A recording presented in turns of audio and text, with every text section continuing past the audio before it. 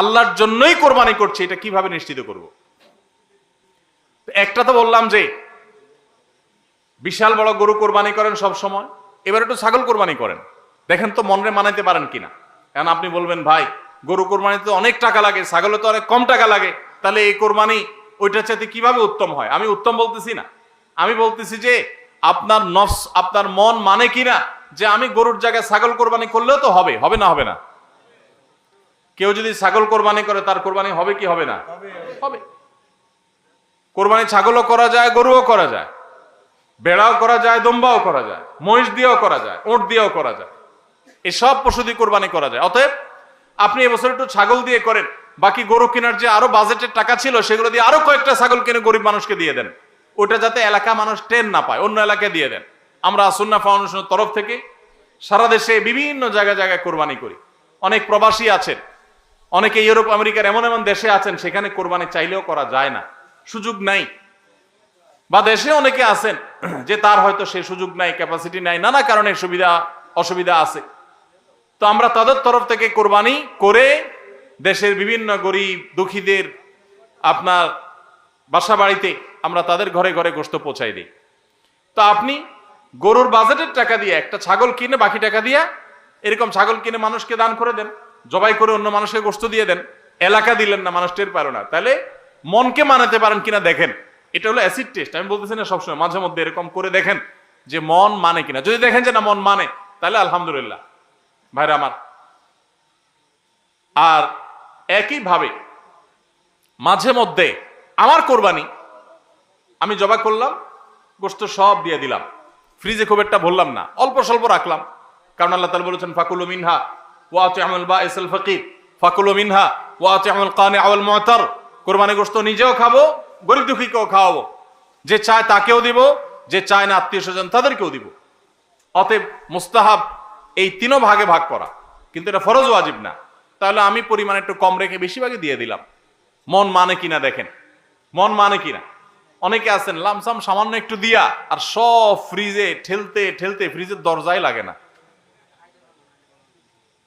পারলে রশি দিয়া বাঁধে যে দরজা লাগে না, কারণ গোশত পায়া ভুড়ি কলিজা ফ্যাপসা সব ঢুকাইতে ঢুকাইতে ফ্রিজ বেচারা জাম হয়ে গেছে।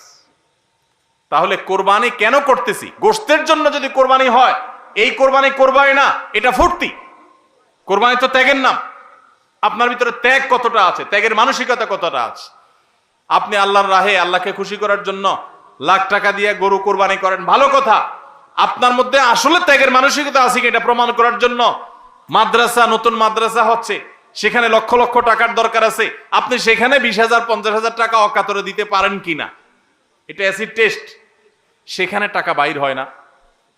কোরবানিতে লাখ টাকা দেন, মাদ্রাসা টাকা দেন না, মসজিদে টাকা দেন না, আরো অনেক দিনের কাজ আছে সেখানে টাকা দেন না, গরিব দুঃখী মানুষ আছে তাদের দরকার, একজন গরিব তার চিকিৎসা মাত্র 20,000 টাকা হলে হয়ে যায়, আপনি 20,000 টাকা দিতে পারেন কিন্তু দেন না, 2,000 দেন, 500 টাকা দেন, কিন্তু কোরবানির সময় মাশাআল্লাহ 1 লাখ টাকার গরু কিনেন।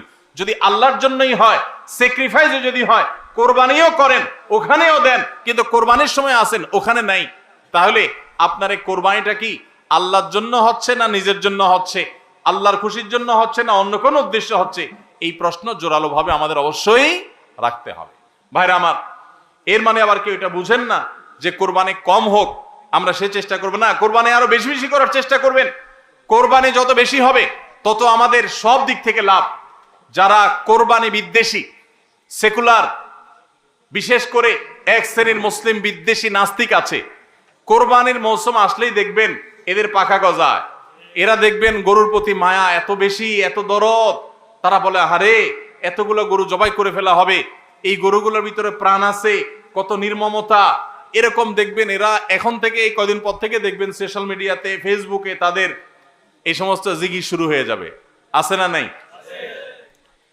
এরা আবার সকাল বিকাল বিফ ছাড়া, মাটন ছাড়া, অর্থাৎ গরু গোশত আর খাসি গোশত ছাড়া, মুরগির গোশত ছাড়া তাদের নাস্তাও চলে না। তাদের নাস্তায় থাকে হলো আপনার চিকেন স্যান্ডউইচ, তাদের দুপুরে থাকে হলো বিফ কারি, তাদের রাতে থাকে হলো গরুর কালাবুনা অথবা মাটন।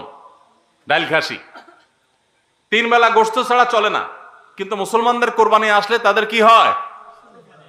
অ্যালার্জি ছাড়া চুলকানি শুরু হয়। আছে না নাই?